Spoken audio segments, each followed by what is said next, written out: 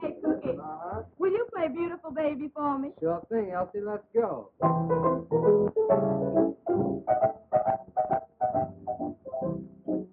You must have been a beautiful baby. Why, you must have been a wonderful child. When you were only starting to go to kindergarten, I'll bet you drove the little boys wild. And when it came to winning blue ribbons, you must have showed the other kids how. Why, I can see the judge's eyes as he handed you the prize. I bet you made the kids bow, 'cause you must have been a beautiful baby. 'Cause baby, look at you now. Why, you must have been a beautiful baby. Why, you must have been a wonderful child. 'Cause when you were only starting to go to kindergarten, I bet you drove the little boys wild. And when it came to winning blue ribbons, why, I bet you should. Why, I can see the judge's eyes as he handed you the prize. That you made the cutest sound. 'Cause you must have been a beautiful baby. 'Cause baby, look at you now.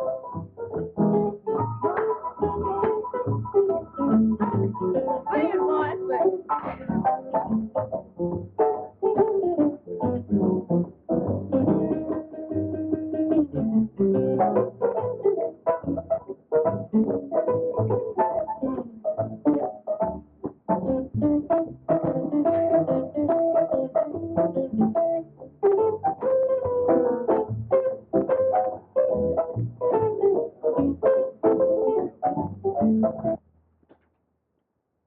Come in.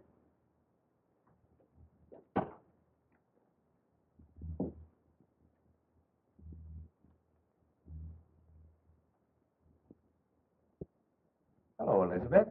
What's on your mind? Heavens. What have you been doing? Hijacking somebody? May I sit down? By all means.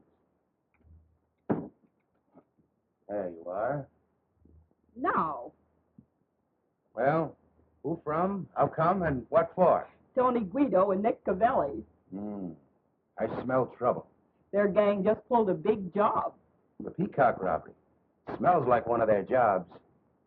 They keep me on the anxious seat, all right. Well, what do they want? A little party in the private apartment upstairs after the joint closes tonight, That's easy. It's for rent for such purposes. with a half dozen of our girls to entertain them, including Elsie. That's what I was expecting. And what I feared. There goes the big dough. With 300 more on the line on delivery of Elsie. $500 gone with the wind. You know she won't go, so Because I want the place to make money. Why do you let her kid you? Well, you want us to kid ourselves? Nonsense. You're paying a handsome manager to look after such things, aren't you? It's $200 without her, $500 with her. $300 ought to be enough to get you to make that manager do his duty. 500 is almost enough to make me use a gun. But I don't think they could persuade that girl to go up to that apartment if they offered her 10 times that much. It's amazing to me how you let that pair play you. If you had the right kind of manager, you'd soon see how quickly Elsie'd be persuaded to sit in on these parties. Darn it, why rub it in? The girl is 100% for the joint for what she's been hired for. No, I just can't tell any girl to do what I know isn't just right or get out. I'm a gangster, but I still haven't sunk that low. Rats.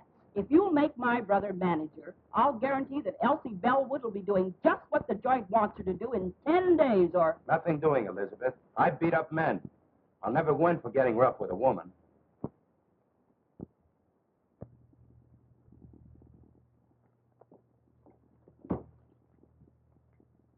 Oh, Mr. Farina, Yes?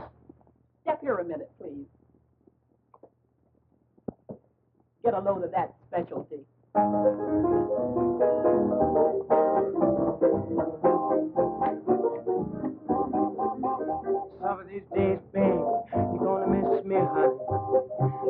these days, babe, you're gonna feel so lonely. You're gonna miss my hugging. You're gonna miss my kissing. You're gonna miss me, baby, when I'm gone away. You're gonna feel so lonely, baby, just for me only. For you know, baby, you done had your day.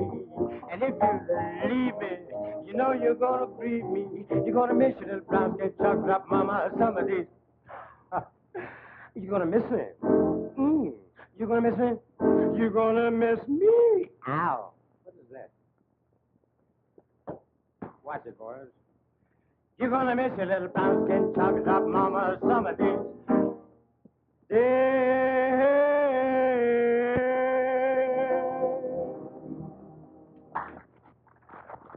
A manager should be able to entertain in case you come up short of an act some night. You saw that. Think it over, Mr. Farina.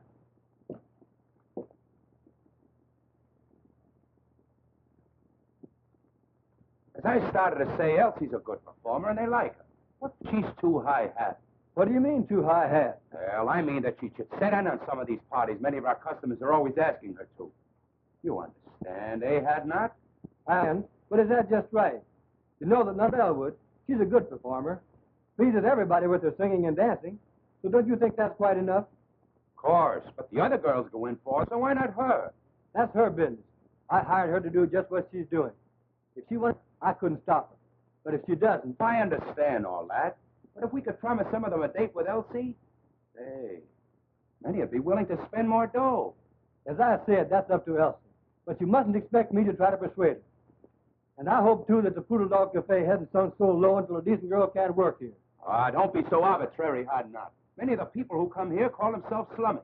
And if they want to date up a few of the girls for a little party afterwards, it means more dough for the joint.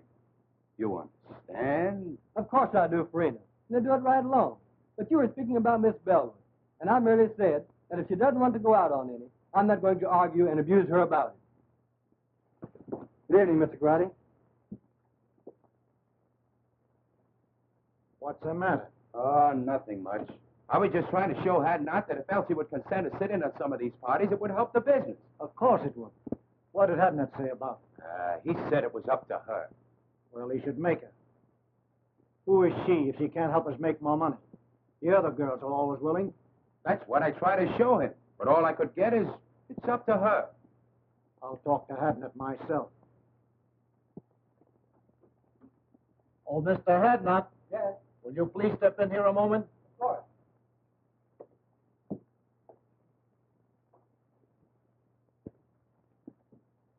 Have a seat. Cigarette? No, thanks. Mr. Hadnot, my cousin tells me you don't like the way we run our place. Hadnot don't think that we ought to try to persuade Elsie to go out on parties if she don't want it. I said that I wouldn't try to... Now, this Elsie girl, she's very attractive. Some of our customers will sit in a little party now and then. You understand, after the place closes. Now, we like to oblige our customers. So we think that you should... Listen, Mr. Grady, your partner and I have just party. It's up to her. But I hired her to sing and dance here in the place, not to go out on private parties. Now, if you want to try to persuade her to, that's your business, but I won't. Oh, you won't, eh? Well, what do you think we got you hired for besides managing the place? We can do the managing. That is, you know the girls better than we do. You talk the same language. Now, we've been after this girl to help us out a long time. Now we say you get her to or... Quit. That's okay by me. Now, Hadnot, you don't have to do that. Let's talk it over. You see, I try to You get... both made your positions very clear. There's no alternative but to do what you want me to or resign. I'm resigning. You can get plenty of men in my race to do anything you ask them to. So why waste your time on me? As far as Miss Bellwood's concerned, she's a lady. I have too much respect for her, for myself, to try to persuade her to do what you know and I know is wrong. As to you two, if you had any respect for the unfortunate members of my race, especially the girls who are forced to work here, you wouldn't try to make them do ugly things. But since you haven't, I don't like your attitude. I'm quitting. Good day.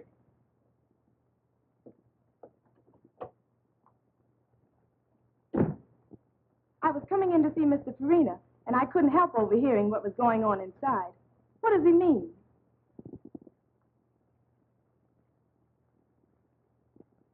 It means that I'm leaving, Miss Bellwood. You leaving? But why? If you overheard much of the conversation, you ought to know. It's because of you. I'm sorry. But you mustn't. You can't. I won't let you give up your job on account of me. Now, The only way I could get it back and keep it would be for you to do what they wanted me to make you do. And if you did, I would hate both you and myself. oh, you're so fine and noble, and jobs are scarce. I could never feel comfortable or happy knowing that you gave up yours because you wanted me to stay decent. Why, Oh, let's not take it so seriously. I don't belong in that place anyhow. neither do I. If you just must quit, then I will too. You'll do nothing of the kind. There's nothing wrong with your job. And you don't have to change your ways just because some drunken, depraved customer wants to go flying around with you. Meantime, the customers like you. And you're making more money now than it is possible for you to make anywhere else. Forget about me and the cheap job I had. But don't you understand that I understand all about what you want to say. But the fact is, I've been appointed to a job on the detective force. I was going to quit the first of the month anyhow. The prosecuting attorney is anxious to break up the cabaret racket. And their efforts to force you to be bad, whether you want to or not, should be a part of it. Anyway, I've got a better job. So go in there and do your work and keep on being nice. I like you that way.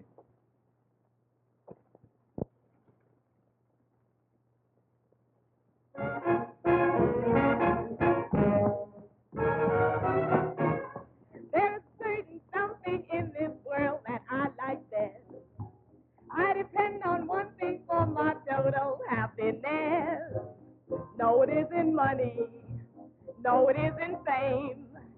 You may think it's funny when I start to explain. Got no shoes on my feet, ain't got nothing to read, but I've got a heart full of rhythm. Not a dime to my name, but I'm rich just the same. For I've got a heart full of rhythm. Now when the skies are gray and everything's wrong, I find my way by singing a song. That's the great think I'm small. I laugh at them all, 'cause I've got a heart full of rhythm. Got no shoes on my feet, ain't got nothing to read, but I've got a heart that's full of rhythm. Not a dime to my name, but I'm rich just the same, for I've got a heart full of rhythm. Now when the skies are gray and everything's wrong, I find my way by singing a song. Let the great think I'm small. I laugh at them all, for I've got a heart full of rhythm.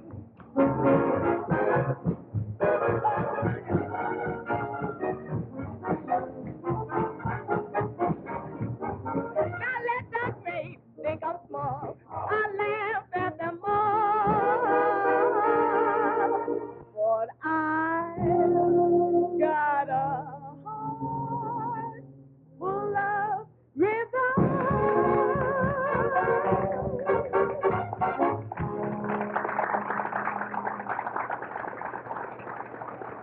Be very happy when I think of you being without your job on account of me. Tell you, Elsie, if I may call you that. You may, of course. Thanks. That makes it easier.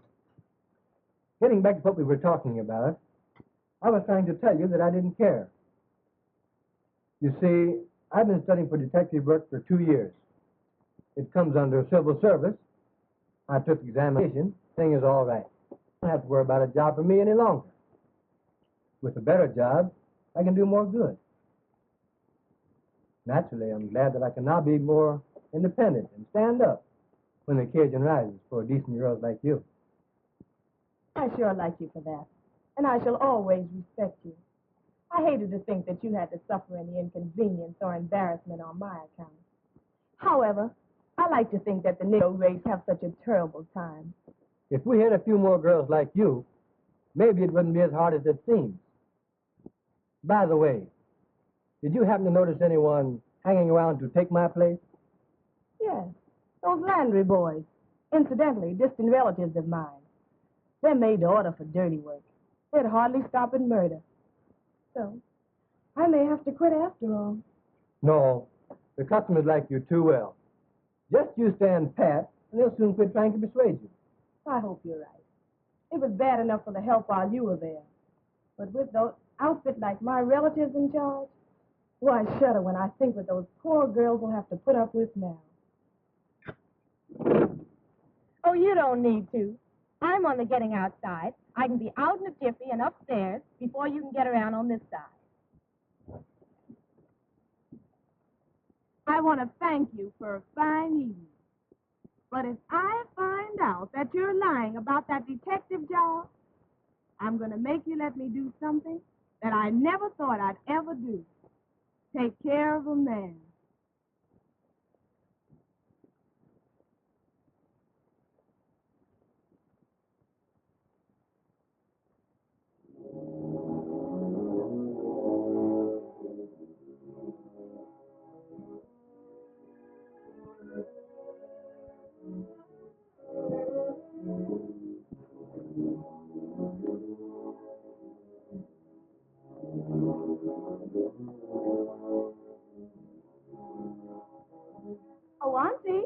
Oh, Auntie, are you asleep? You're playing possum on me tonight, Auntie. But why all the light? It'll hurt your eyes.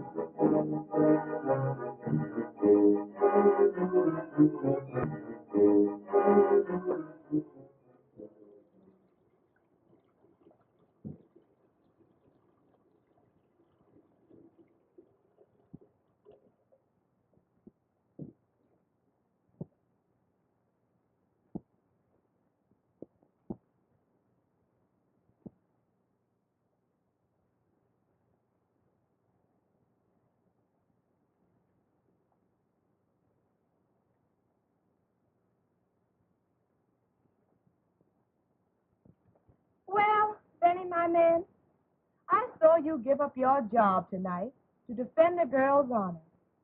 A girl almost a stranger to you. But she's a good girl, Benny. And you stood up for her and believed in her at the price of your job. That's what I call a man. You're all right, Mr. Hadnot. I'd like to see some other colored man give up his job on account of any girl. Why, he'd throw at anybody that would show him 50 cents. I'm sorry to say. And then take her back for him. Pretty rotten setup.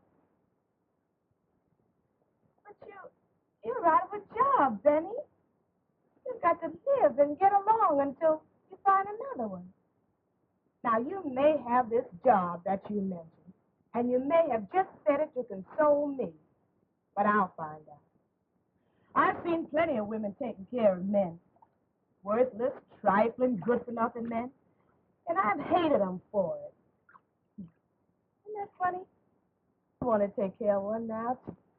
You, Benny. But you're such a good man, Benny. But this is different. You've just got to be all right. I've just got to do this. I want to give you everything that I make and let you give me what you want me to have. Will you promise me you'll do this, dear? It'll make me so happy.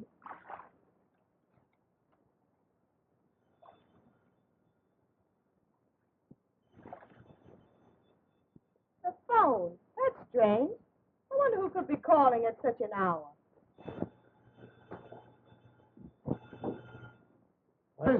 What do you say we start the session with a little drink, yes? Okay, boss.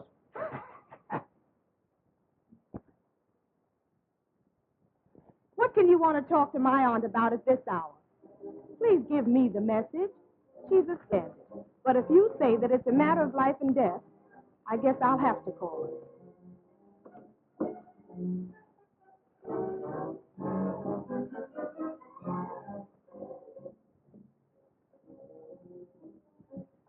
Oh, Auntie.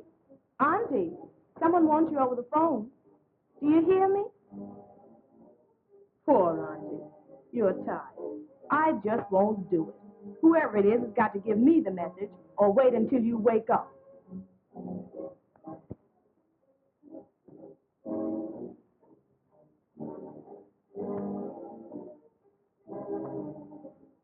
Hello? Hello? Hello? Hello? Hello? Hello? That's strange.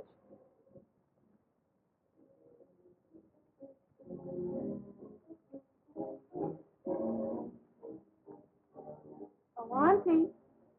Auntie, wake up. Please wake up.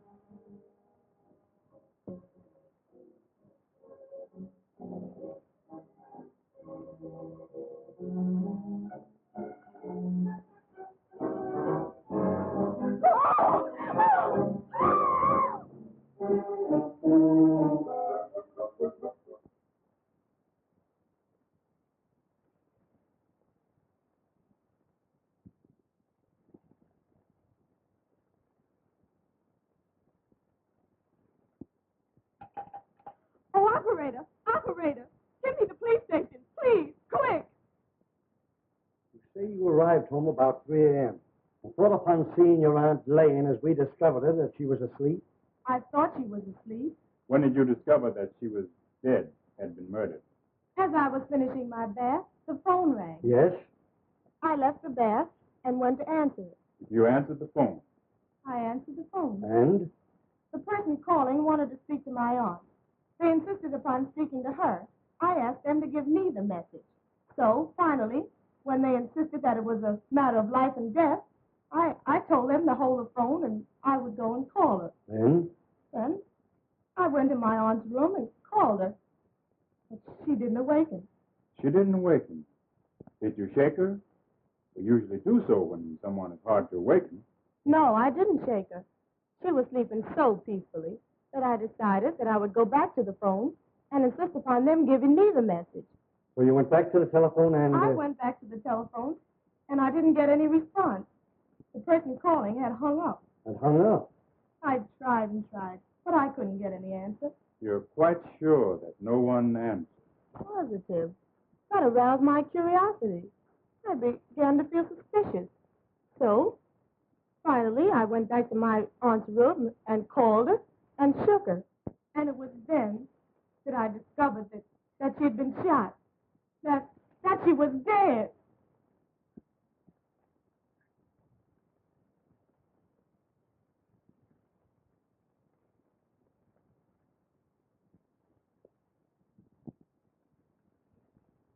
Well, what do you think of her story? Sounds truthful. It does, and it may be. But in cases like these, one can never tell.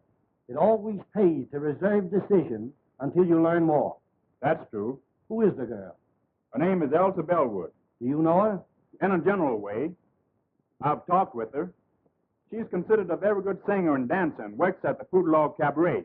I see. Do you know anything about her reputation, her character? She's in the show business, you know. This case seems to offer something. It is unusual. For instance, someone calls over the telephone And insists upon talking to a woman you can see it who has been dead for hours. and times the call when he knew the girl would have returned from her work and at such a late hour. If the girl is innocent in this murder, then someone who called knew something about who did it, if they did not kill her themselves. Now, if the girl killed her aunt, she would have had to leave the cabaret. I guess, say, between 10:30 p.m. and midnight. Go home, shoot her aunt while she was asleep, go back to the cabaret, go on with her work, and then come back here in an hour and call the police station. It's too complicated for the arresting officer. There's only one thing to do. We'll have to take her downtown and hold her. I'm sorry.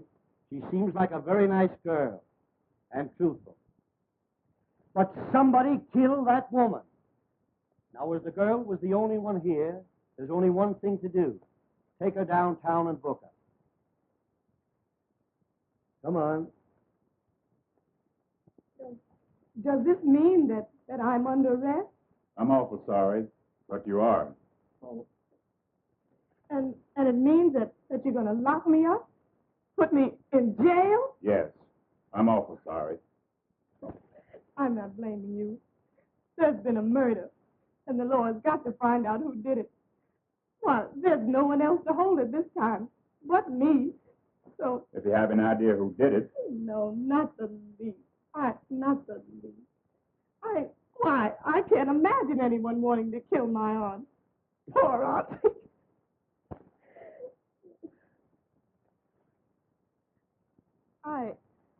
I was thinking of myself. I've never been arrested before. And now they're holding me for something that I don't know anything about.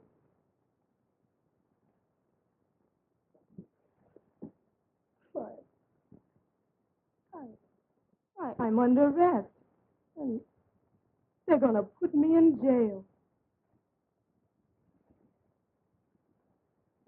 Well, once if you're sure... I'm not sure of anything. I merely feel that the girl is innocent. We should go easy on her until we get some more evidence. Well, I'll speak to the matron. But you understand she cannot leave. But at least the room isn't a cell. Thank you. I've talked to the matron has a room here with a bed in it, so we're going to let you have it so you can get some sleep. Then when you're brought before the DA this afternoon, you'll be more rested and composed and think more clearly. You must be awful tired after such a night and all of this. Thanks. You're very kind. I am tired. Very tired. I feel... Oh, I guess I just don't feel anything anymore. I'll call the matron now. Do you know a lawyer?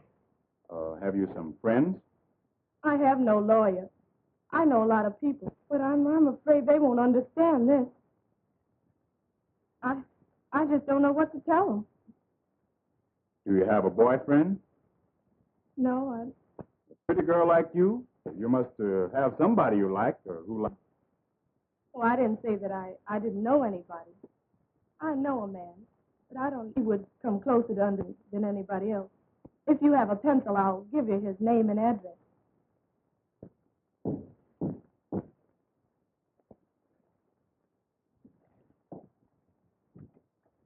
Hello, Wanzer. Hello, Adnot. Come in.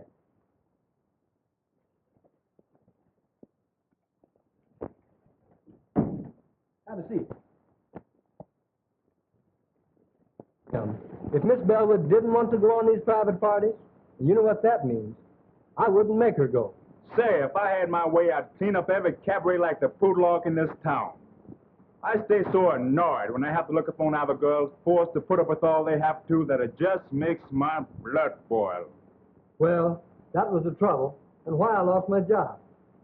Miss Bellwood is a good girl. She's a good performer, and the people like her. So I was thumbs down on making her do anything, other than the work she had been hired to do, for her to hold a job. So that's why I'm out of the Poodle Dog. That's too bad, Hadnot. But what about your appointment to the detective force? That's gone through, and I'm starting to work the first of the month. Good. I'll be glad to welcome you. Thanks. But getting back to the girl, can you imagine her committing a murder? We couldn't even force her to go on a private party. I'm positive that she doesn't know anything about it. But this is the law, so you see what we are up against. Sure, I understand. Well, get your things on and come on down to the station with me, and we'll see what we can do. Of course. I'll be ready in a few minutes.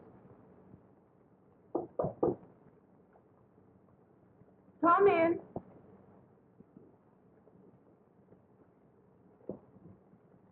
Oh, Elsie. Benny, Can you imagine such a terrible happening? And to you. Mr. Wanzer brought me the news. I'm so sorry for you. Oh, yes. Mr. Wanzer has been very kind. Let me thank you again, Mr. Wanzer. I'm glad to have been of little help. I imagine you and the young lady would prefer to discuss this between yourselves. So you will please excuse me. Thanks. Now let's have a seat and you can tell me all about it.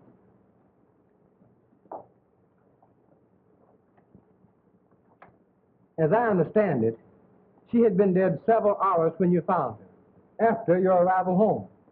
Oh, it was too terrible for words. Why, I walked about the house talking to her at intervals for about 15 minutes after I and called, or maybe had called, to see if I had returned home. And when they found that I had and didn't know that she was dead, then that's the way it all ends. I can't even imagine beyond that. She was shot between 11 and 12 o'clock last night. Now, what time were you called? Between 3 and 4 a.m. She must have been dead at least 3 hours before the girl, according to her story, discovered the body. Just about. You know, this case offers something. Here are two colored women living alone together, who one finds the other mysteriously murdered. Now what? I've detailed Wanzer to investigate it. That's sensible. Being a colored man, he might be able to find out things that one of our other officers could not. And I expect him to uncover something by this afternoon. Come in.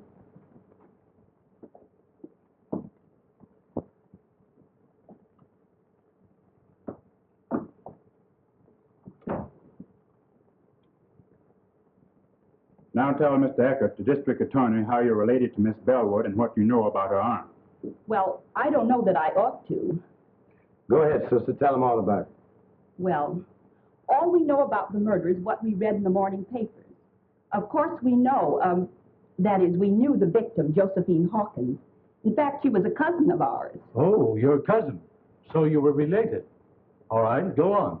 And this Miss Bellwood was her niece and lived with her. That we have already found out. Miss Bellwood told us that when we went to her house this morning. Of course, I merely mentioned the fact so that you'd understand. Now, what did this Mrs. Hawkins do? How did she live? You mean Miss Hawkins? She wasn't married, had never been married. Oh. No, she owned a beauty parlor that she ran downstairs in the same building. Have you any knowledge or idea how the expenses of the apartment were shared? No, I don't know. But I do remember once talking to her and of her saying that she had an awful lot of insurance for a woman, but that Elsie, her niece, had taken it out on her and was paying the premium. So she was heavily insured, and her niece, whom we are holding here, paid the premiums, even had the insurance taken out. That's what she told me. Just when did she tell you that?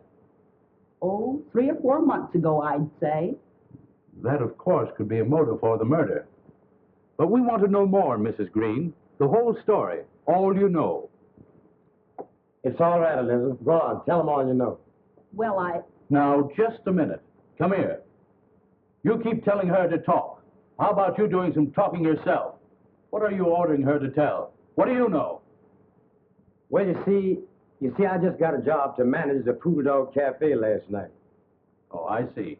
You got a job to manage the Poodle Dog Cafe, and you got it last night. So what? Yes, you must tell all he knows. A murder has been committed, and the law must find the guilty persons. So tell all you know, if anything, about it. Well, we don't know anything much, mister. But you said the murder was committed between 11 and 12 o'clock last night. We were at the Poodle Dog Cafe from 9 o'clock last night, waiting to see Mr. Farini and Mr. Garotti about this job. At around 11 o'clock, I...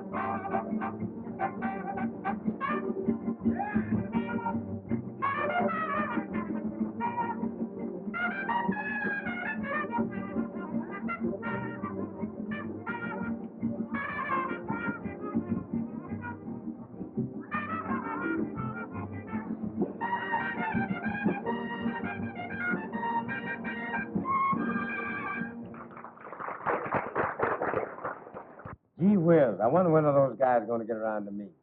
We've been waiting here for 2 hours. I'm getting tired. Well, go on outside and catch some air. But we're going to keep on waiting until they send for you if it takes all night. All right, I'm going outside. I'll go along with you. What time is it, anyhow? 8 minutes to 11. Now, how long are you going to stay out there in case they send for you? Oh, I don't know. 5 or 10 minutes. All right. I'll expect you back in 10 minutes. Be sure you're back in 10 minutes, however. And I hope you get back before they send for you. So do I.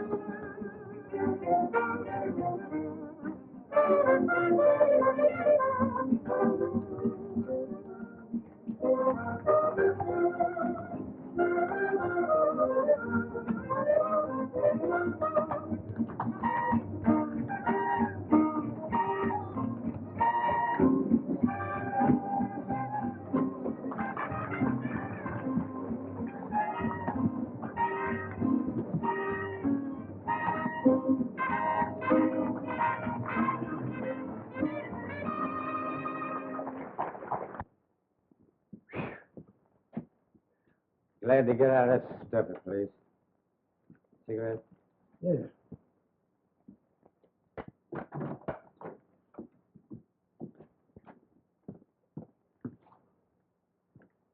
Oh, taxi! Drive me to 1415 Yandy Street, please. Quick! I sent my brother back inside and asked him to call me if I was sent for. It was pleasant outside, and I hung around half an hour. It was perhaps 25 or 30 minutes later when...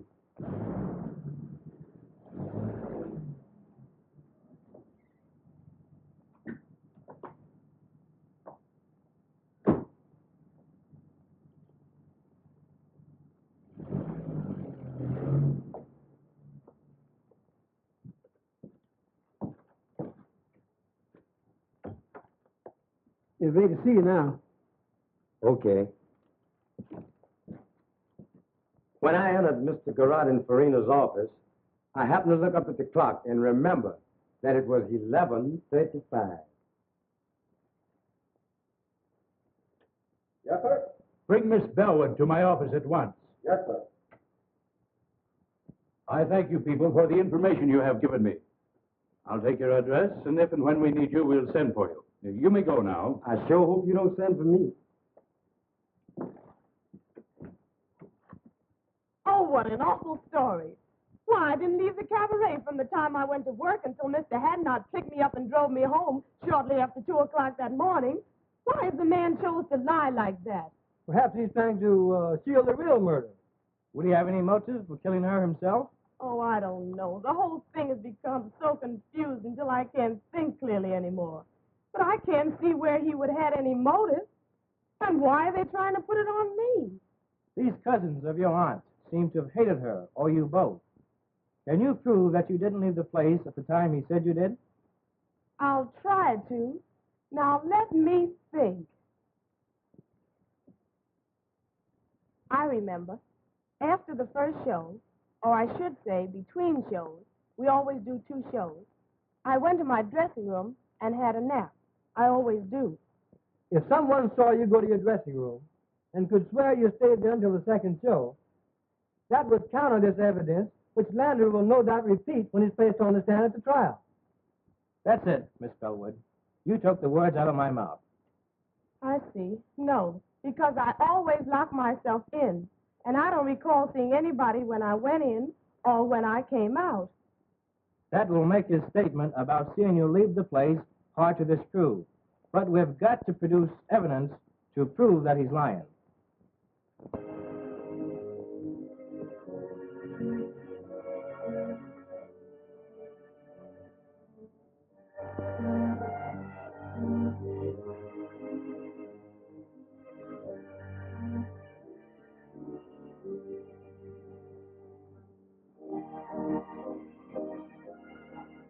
Darling.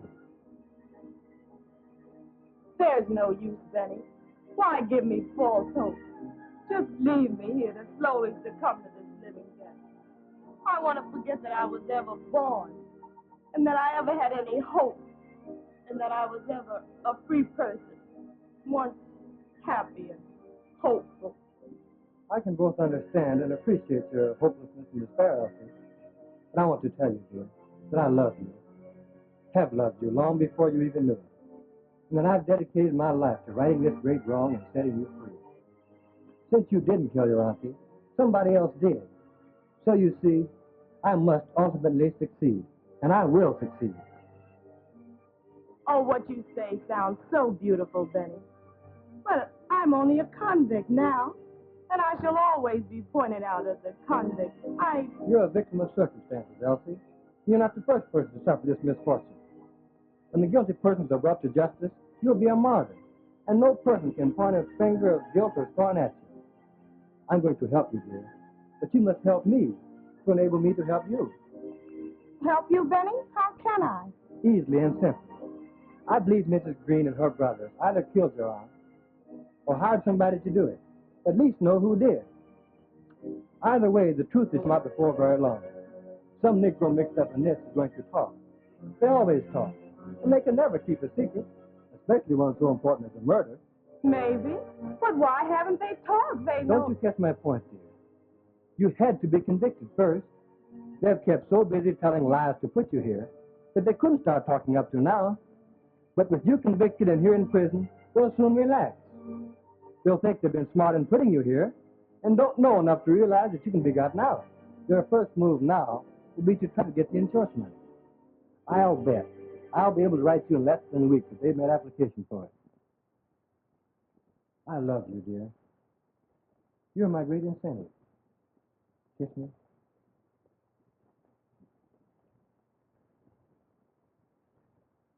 Well, how are you, Mr. Wanted? Would you have a chair? Sit down here. You told me once that Mrs. Green's husband had been in love with your aunt many years before, back in the South. And he loved her dearly. And he was still in love with her when she was killed and would come to see her often. But he's disappeared. I haven't seen or heard of him since the night she was murdered. That's strange. I'm sorry you didn't tell me that before. I didn't think it was that important. Maybe he just went away and will come back sometime. He may and he may not. Meantime, this might prove a connection. It might turn out to be the link that's missing. Maybe you'll find out something when you go to the city from, Reverend Bryson. He knew us all before we came from the South. Maybe you'll find out something from him about Mrs. Green's husband. Although it has been a long time since we came north. This looks like a lead. I'm going to follow. I have a feeling we'll get somewhere. Now that this Elsa Bellwood has been convicted of murder and sent to prison for life, who will the company pay the money to? Oh, that will be decided by the court. In the meantime, this Green family, Elizabeth, John, and Clyde, have applied to it of next of kin. Oh, they have. So soon? Yes, I have the application papers here. You won't be paying them the money.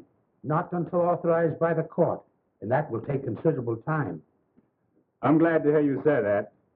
Did they give an impression when they filed the application that they understood it would be some time before the matter would be settled? Oh, since you come to speak of it, I think that will be settled very shortly. Thank you. That is all I wanted to know. By that, you can see that they're counting on the money much sooner than it is even possible for the claims to be paid. This case isn't going to be long before something cracks. When this outfit finds that they can't lay hands on the money as quick as they had planned, Some of them are going to get impatient and drop something. And I'll be Johnny on the spot to pick it up and land all three of them in jail right quick. Well, I'm depending on you to keep checked up on them and help me to get somewhere.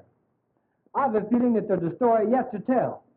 In the meantime, let's get over this Reverend Bryson's and see what we can find out. You said something, brother.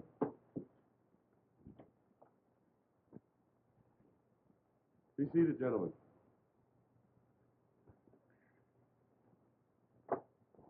You're nothing but a whiskey head and no good. We have liquor here to sell to customers, not to be soaked up by the manager. You stay drunk. Nobody likes you. So you're through. Now get out.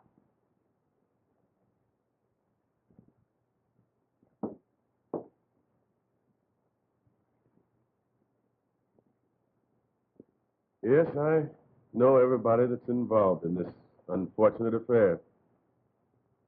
I knew Josephine Hawkins, and she was just a pretty young girl having beaux for the first time.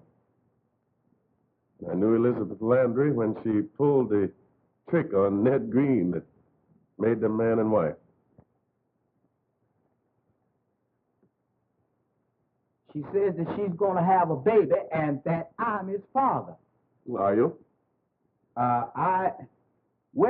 Maybe I am and maybe I ain't. You know I ain't the only one that's been running around with her. Well, that's the chance you take, young man. She has you charged with fatherhood. There's no alternative. What do you mean there's no alternative? Well, I mean that you must marry the girl. But I don't love her. Never did and never will. You know who my girl is. You know who I've been going around with. And I ain't afraid to tell you that I love Josephine Hawkins. She wouldn't come up with no tale like this. Why should she want me to marry her when she knows that I'm in love with her cousin? Well, that I don't know, young man. Now, you admit that you've been having clandestine affairs with that girl. She charges you with being the father of her unborn child. If you do not marry the girl, she'll have you arrested and put you in jail. You have a very good reputation, and you shouldn't permit either yourself or the girl to be scandalized. When you get ready for the ceremony, bring the girl here to me. Well, I married the couple. And 3 months later,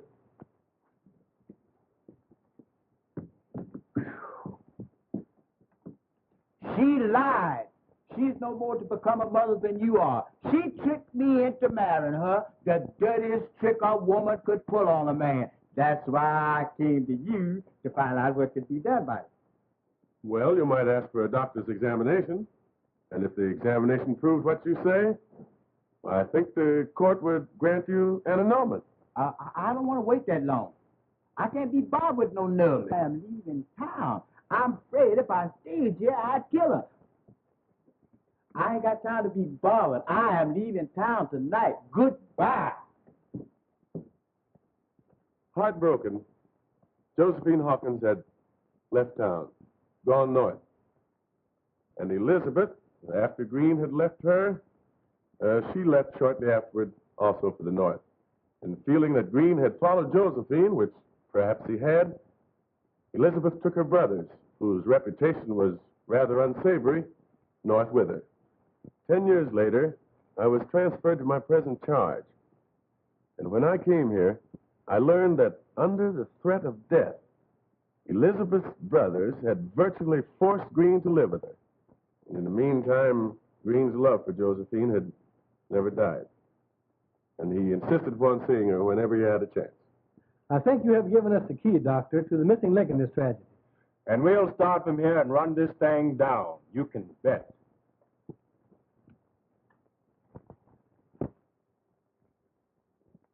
Here we are, broke, strapped. It may be months before we get this money, if at all, and you must keep pouring liquor down your dirty throat until the Italians get disgusted with you and kick you out. Oh, you make me sick. Well, what do you expect? You planned this whole thing. For 20 years, I've been a slave to your design. Ever since the time you tricked Ned Green into marrying you, everything has been subordinated to your convenience.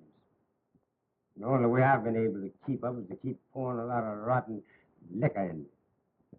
And I couldn't quit drinking. No, because I had that cheap job at the Poodle Dog Cafe. And just as soon as you get this money, I'll go out of your life forever. And you won't never need be bothered with me again. Sick and tired of the whole thing. I'll be glad when it's through and all over with.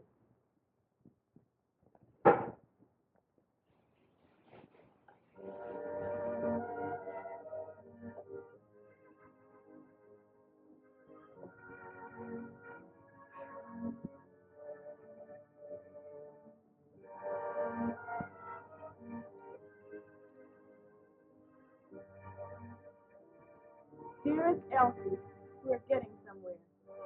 Very soon the case will be cracked wide open and you'll be free. In the meantime, now and always, dear one, that I love you. Love you. Benjamin.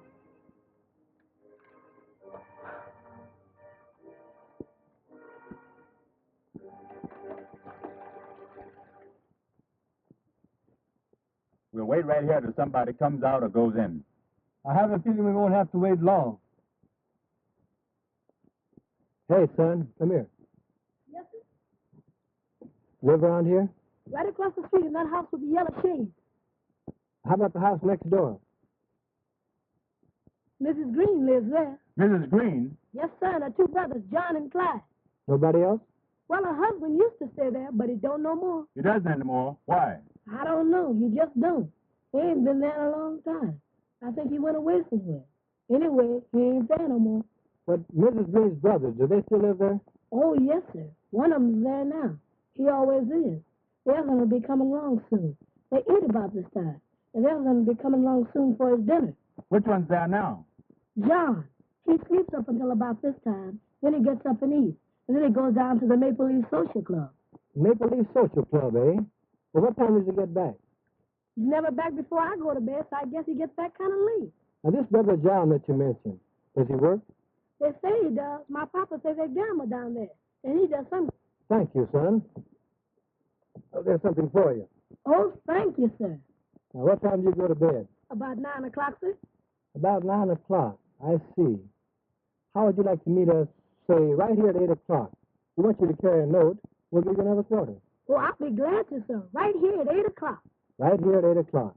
But remember, don't tell anybody. We won't be able to meet you and give you that other quarter. Oh, I know how to keep my mouth shut. I'm studying to be a G-man. I won't tell nobody. Be sure that you don't. You can go now and meet us back here at 8 o'clock. At 8 o'clock, don't tell nobody. I'll get you, mister. Goodbye. What's the idea, anyhow? I want to have a little talk with Brother John. A little private talk, and I need the boy to help me to arrange it. Let's go down to Morrison now for a glass of beer, and I'll tell you the rest when we get there. Now, that's the way we'll work it. Sir, that's a clever plan to thought up all by yourself. Why didn't you think of it before? And why didn't Napoleon think of airplanes and howitzers? He could have really conquered Europe then. You go load the men into 2 cars and stop in the next block. They don't need to know what we're doing until we're doing it. I got you, Steve.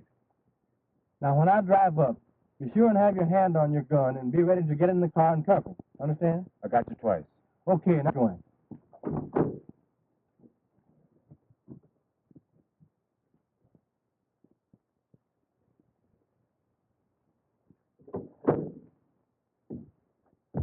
All right, mister. Here I am. So I see. Johnny on the spot. Always be on time, and you'll get somewhere by the time you become a man. Yes, sir. Say, do you know where the Maple Leaf Club is? Sure. I want you to show me that. So you drive up to the next corner, then you turn right, and there you are. All right, here it goes.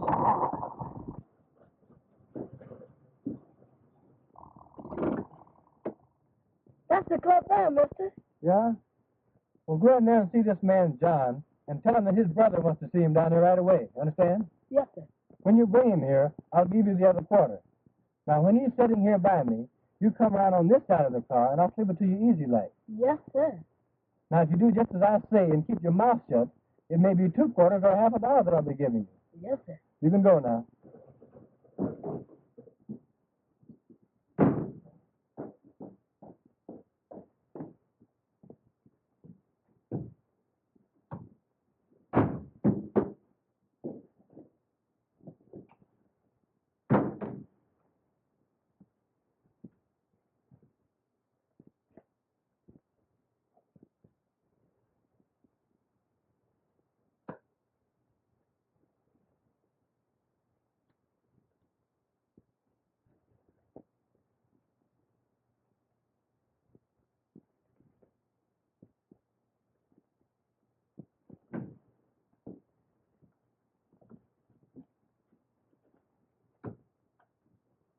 Hello, John. Well, hello, Hednut. Ain't seen you in a long time. Been kind of busy since I left the poodle dog. Yeah. Say, where's my brother? You'll soon see, you contemptible liar. That was just an excuse to get you out here. I wanted to see you. What's the meaning of this? We was trying to hope All somebody... right, I got him covered. Say, what's the meaning of this, fellas? I ain't done nothing. What y'all gonna do with me? We're taking you for a little ride, and you won't be coming back. I ain't coming back. How come? Ever heard of Tolston Manor? You mean that haunted house way out there on Toasting Point? Yeah. What's that got to do with me? We're taking you there. For a little seance with the ghost of the manor. Not if I knows anything about it. Oh, no, my good fellow. Not only are we taking you there, we are going to tie you up and leave you there to starve to death and die. You've been telling lies and have done an innocent person a great wrong. So we're going to take you up to meet the ghost of Tolston Manor and all his imp ghosts, after which you die. Oh, Lordy. Come on. Say, what's the meaning? Come on. That's all right. What y'all gonna do with me? I ain't done nothing. Get on it now. Come on.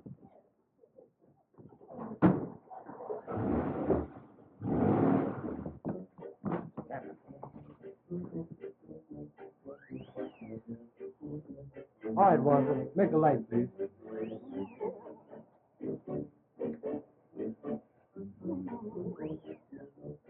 Ghost, working by rope control.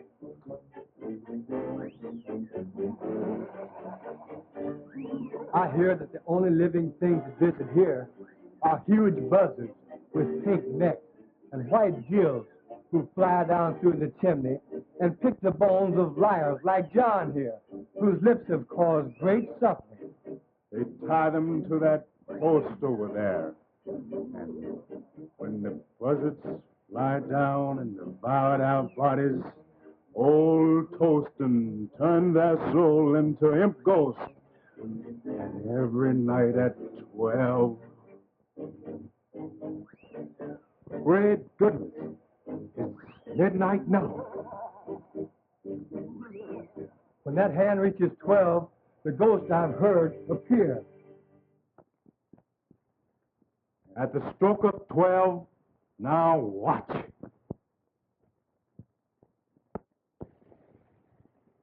Well, that settles it. The party over for a while, so we'll tie John up and leave him here and... Oh, please, man, please don't. Of course, if you care to do a little talking, tell us who killed Josephine Hawkins. We might decide to wait a while. If you promise them hands won't come back, I'll tell you anything, everything. Just don't leave me here. You're such a rotten, dirty liar until I hesitate to believe anything you say. You swore in court under oath, so how do you expect us to believe you out here? But I'll tell you why we brought you here and why we're going to leave you here with these ghosts. You killed Josephine Hawkins. I killed who? Josephine Hawkins. And you lied about Miss Bellwood when you swore she left the cabaret and went home and shot her aunt. I didn't. What do you mean? I means I did lie about Miss Bellwood. So did my brother. But I didn't kill her aunt. Neither did my brother. I don't believe you. But we're going to tie you up and leave you here for the dirty lies you told on that poor innocent girl. We didn't kill her. I swears we didn't. But we did lie about seeing Miss Bellwood. And if you won't leave me here, I'll tell you all about it. Well, what do you think about it? Oh, I wouldn't believe this guy on a stack of Bibles. I don't see any use in wasting more time listening to this dirty liar. For if he'd lie enough to put an innocent girl into the penitentiary, we certainly can't afford to listen to him now. Please, man, won't you give me a chance? I didn't kill my cousin, but I did lie about it. I admit that, and if you promise you won't leave me here, I'll tell you all about how it was done.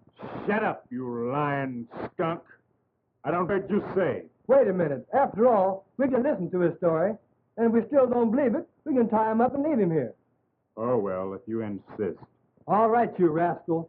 But the moment I'm convinced that you're lying, we're going to tie you up and leave you here. I thank you, mister. I ain't going to lie. You can keep me here until you prove everything I said. All right. We're going to listen to your story. But we warn you that the moment it begins to sound fishy, it ends. And right here you stay. I'm going to tell you the whole story. And ain't one word of it's going to be a lie. All right. Start from the beginning. Way back in the South, before any of you came north. Yes, sir. I sure will. Well, it started like this. My sister Elizabeth took Ned Green into marrying her.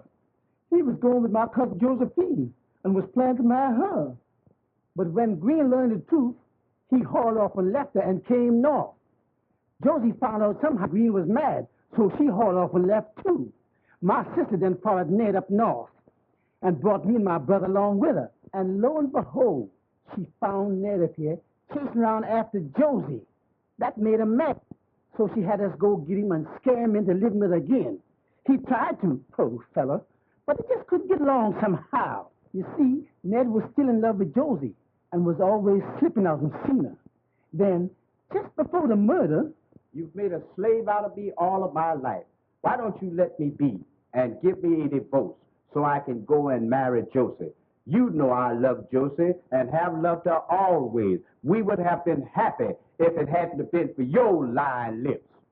I'll not let you alone. And I dare you to try to get a divorce. If you even as much as start to try, I'll have my brothers break your ugly neck. Same thing, year after year, the same thing. Well, you ain't never made me love you, and I ain't going to try no longer. I'm leaving you for good, and I'm going to Josie. And if she won't run away and live with me, I'll steal into the house some night and kill her, shoot her in the head, then kill myself. That's what I'm going to do.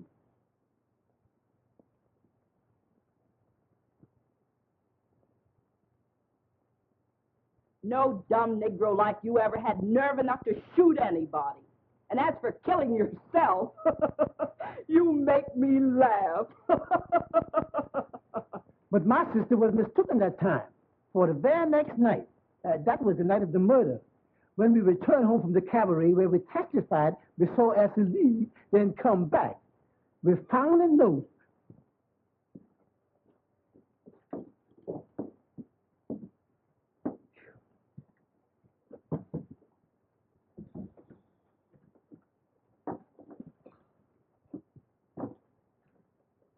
Hey, sis, where's the bottle? What about a little drink? Oh, go chase yourself. You've had enough liquor tonight.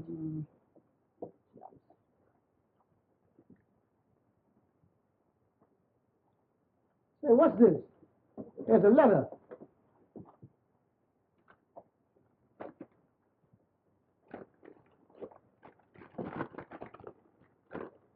To my wife, I have done it.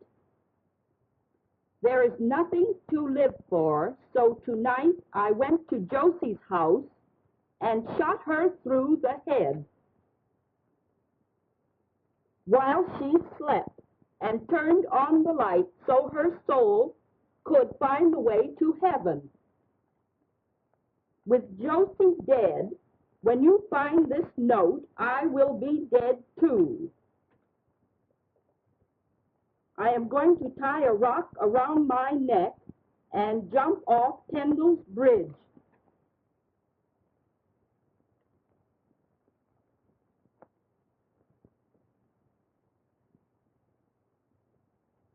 If you care to bury me, you will find my body at the bottom of the river under the bridge. Unhappily, Ned. My sister then sat down and planned the rest. We knew exactly what time Essie would come home. So she called up Cousin Josephine's house every 10 minutes, starting at 2 a.m. She finally got Essie. She could tell then that the girl didn't know her aunt was dead when she said, I'll go and call her. And when she did, Lizzie hung up on her. She knew then that Essie would find out that her aunt was dead, had been killed. Lizzie stayed up all night long, making up that lie about Miss Essie leaving the cabaret and coming back, so as to make it look like Essie did it. Then she rehearsed me and Clyde on how to tell it. We were scared they would mix us up. All the time we was at the district attorney's office, Lizzie kept on pinching me and Clyde to make us tell it like she rehearsed it. You see, she was after that insurance money, and she figured if she could get Essie convicted, why, she'd get it. Well, what do you think of it? Well, I guess we'll put him under arrest while we check on his story. And if we find Green's body... That'll reopen the case and set Miss Bellwood free. All right, fella. We're calling the party off, taking you back to town and locking you up until we can see if your story is true. Let's get going.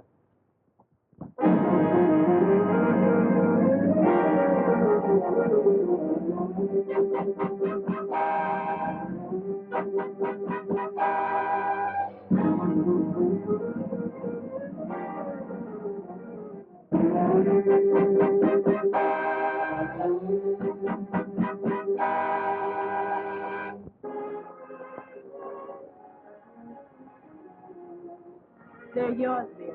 I'm giving them to you. Giving him to me? Now, what do you mean? Just what I say. They're yours, then, my darling husband. But Well, I'll explain. To begin with, I wouldn't have had them at all if you hadn't dedicated your life to the solution of the crime, which set me free. And next, for some strange reason, when I thought that you had lost your job on my account, I developed a means to give you my money, to take care of you if need be, until you got another job. Then suddenly, all I had been through began to happen. You saved me, you loved me, and you married me. And I love you. Now, after all this, if you want to make me happy, please take these checks, $15,000 worth, and do whatever you want to do with it. Will you promise me, dear? such a peculiar request, such a strange desire. But since you insist on making me a sort of guardian, I'll take the checks and establish a trust fund for our children, dear. That'll be all right?